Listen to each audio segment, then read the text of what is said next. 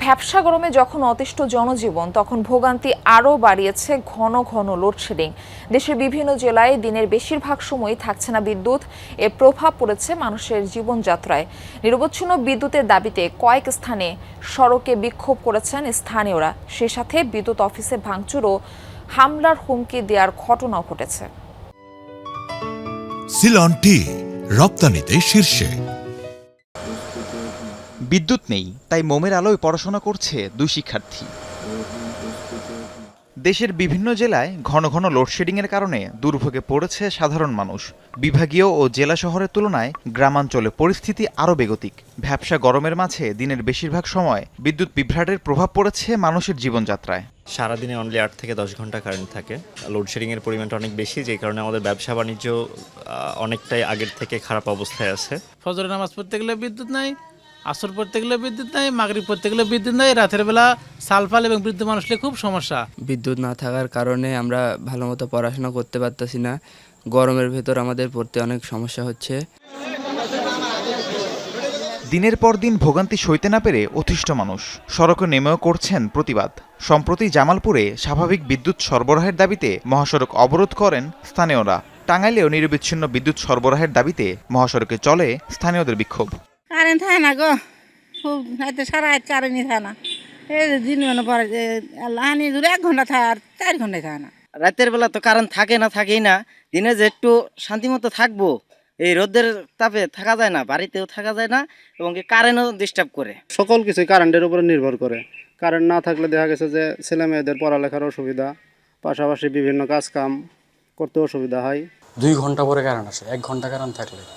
রাত্রেবেলায় যদি কারেন্ট যায় সেক্ষেত্রে তো আসতেই চায় না। কতবার যে কারেন্ট যায় আর আসে সেই হিসাব করতে করতে আমাদের এখন ক্যালকুলেটর লাগে।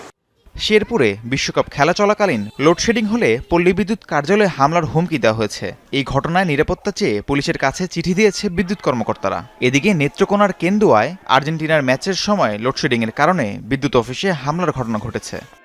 পল্লী বিদ্যুৎ আমাদের জন্য অভিশাপ হয়ে গেছে। কারেন্ট তো আসেই না, বিলের উপরে বিল। লোডশেডিং ব্যাপক হারে আমাদের এখানে পরিলক্ষিত হচ্ছে, যে কারণে আমরা নিজেরাও ভালো করে ক্লাস নিতে পারছি না। সেই সাথে ছাত্রছাত্রীদের অ্যাটেনশন ধরে রাখাটাও আমাদের জন্য খুব কষ্টকর হচ্ছে। আমাদের খুব গরম লাগে, আমরা ক্লাস করতে পারি না। আসে যা কোনো সুর নাই, থাকে না। হ্যাঁ, আগে যে কারেন্ট থাকি যে বেতন দিছি, বিল দিছি, এনকা তার সাথে কারেন্ট কম থাকে, বিল বেশি আয়।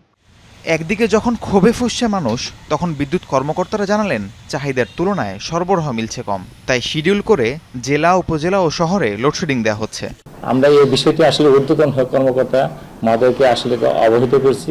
পাশাপাশি আমাদের বাংলাদেশ সরকারের আসলে সদের দৃষ্টি আছে এ ব্যাপারে, যে খুব তাড়াতাড়ি হয়তো বিদ্যুতের অবস্থা ভালো হতে পারে। তখন বিদ্যুতের বরাদ্দ যদি আমরা বেশি পাই, তাহলে আমরা আপনাদেরকে আসলে আরো ভালো বিদ্যুৎ দিতে বা সেবা দিতে আমরা চেষ্টা করব।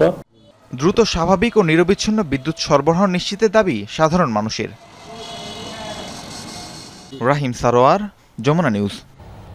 লোডশেডিং এর বিষয়ে আমরা আরো তথ্য জেনে আসবো। কুমিল্লা থেকে আমাদের সঙ্গে যুক্ত হচ্ছেন আমাদের সহকর্মী খোকন চৌধুরী। খোকন, দেশের বিভিন্ন স্থানে তো ঘন ঘন লোডশেডিং হচ্ছে, সেই তথ্য আমাদের কাছে এসেছে। তো কুমিল্লার কি পরিস্থিতি আপনার মাধ্যমে সংক্ষেপে জানতে চাই।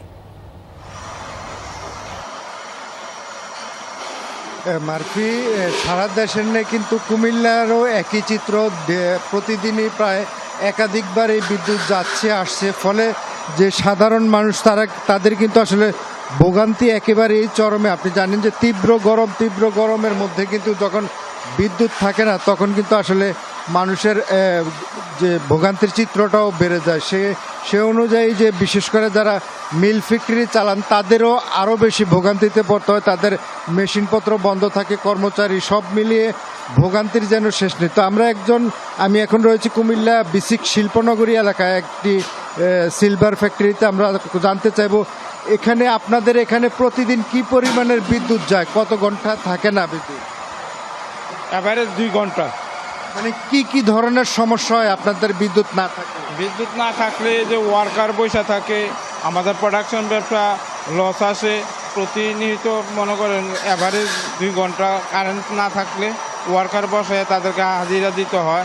এগুলো ব্যবসার অনেক ক্ষতিগ্রস্ত হইতেছে। শুনছিলেন আসলে এভারেজ প্রতিদিন প্রায় 2 ঘন্টা কারেন্ট থাকে না। আমরা কথা বলেছিলাম বিদ্যুৎ বিভাগের সঙ্গে। কুমিল্লা কিন্তু 5,90,000 গ্রাহক রয়েছে বিদ্যুতের। এর মধ্যে চাহিদা রয়েছে 1380 মেগাওয়াট থেকে 1650 মেগাওয়াট পর্যন্ত।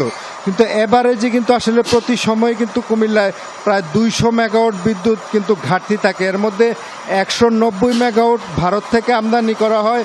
সেই বিদ্যুৎ দিয়ে কিন্তু কুমিল্লা সিটি কর্পোরেশনের এলাকা চলে। অর্থাৎ বিদ্যুৎ বিভ্রাটে কিন্তু আসলে সাধারণ মানুষও এখন বিভ্রান্ত অবস্থায়। মারফি, খোকন, ধন্যবাদ জানাচ্ছি যুক্ত হবার জন্য।